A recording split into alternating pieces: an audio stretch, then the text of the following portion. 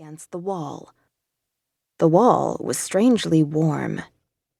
The wall chuckled. "Whoa," a deep voice said. "You okay, sweetheart?" The wall was so not a wall. It was a guy. My heart stopped, and for a frightening second, pressure clamped down on my chest and I couldn't move or think. I was thrown back 5 years, stuck, couldn't move. Air punched from my lungs in a painful rush as tingles spread up the back of my neck, every muscle locked up. "Hey." The voice softened, edged with concern. "Are you okay?" I forced myself to take a deep breath, to just breathe. I needed to breathe. Air in, air out. I had practiced this over and over for 5 years. I wasn't 14 anymore. I wasn't there. I was here, halfway across the country. 2 fingers pressed under my chin, forcing my head up. Startling, brilliant blue eyes framed with thick black lashes fixed on mine. A blue so vibrant and electric, and such a stark contrast against the black pupils, I wondered if the color was real. And then it hit me. A guy was holding me. A guy had never held me. I didn't count that one time because that time didn't count for shit, and I was pressed against him, thigh to thigh, my chest to his, like we were dancing. My senses fried as I inhaled the light scent of cologne. Wow, it smelled good and expensive. Like his. Anger suddenly rushed through me, a sweet and familiar thing, pushing away the old panic and confusion. I latched onto it desperately and found my voice. "Let go of me." Blue Eyes immediately dropped his arm. Unprepared for the sudden loss of support, I swayed to the side, catching myself before I tripped over my bag.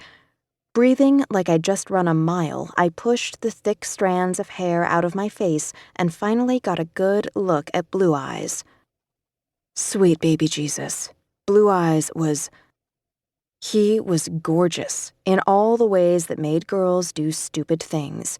He was tall, a good head or two taller than me, and broad at the shoulders, but tapered at the waist, an athlete's body like a swimmer's. Wavy black hair toppled over his forehead, brushing matching eyebrows. Broad cheekbones and wide, expressive lips completed the package created for girls to drool over.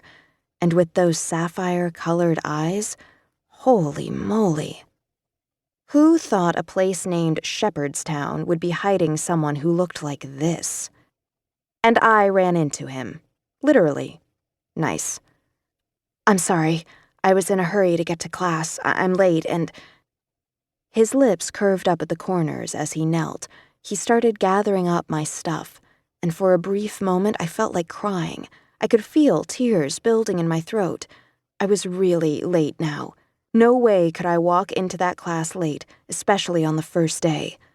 Fail. Dipping down, I let my hair fall forward and shield my face as I started grabbing up my pens. "You don't have to help me." "It's no problem." He picked up a slip of paper and then glanced up. "Astronomy 101? I'm heading that way too." Great. For the whole semester I'd have to see the guy I nearly killed in the hallway. "You're late," I said lamely. "I really am sorry." With all my books and pens back in my bag, he stood as he handed it back to me. "It's okay." That crooked grin spread, revealing a dimple in his left cheek, but nothing on the right side. "I'm used to having girls throw themselves at me." I blinked, thinking I hadn't heard the blue-eyed babe right, because surely he hadn't said something as lame as that. He had, and he wasn't done. "Trying to jump on my back is new, though. Kind of liked it." Feeling my cheeks burn, I snapped out of it. "I wasn't trying to jump on your back or throw myself at you." "You weren't?" The lopsided grin remained. "Well, that's a shame. If you were, it would have made this the best first day of class in history." I didn't know what to say as I clutched the heavy bag to my chest. Guys hadn't flirted with me back at home. Most of them hadn't dared to look in my direction in high school, and the very few who did, well, they hadn't been flirting.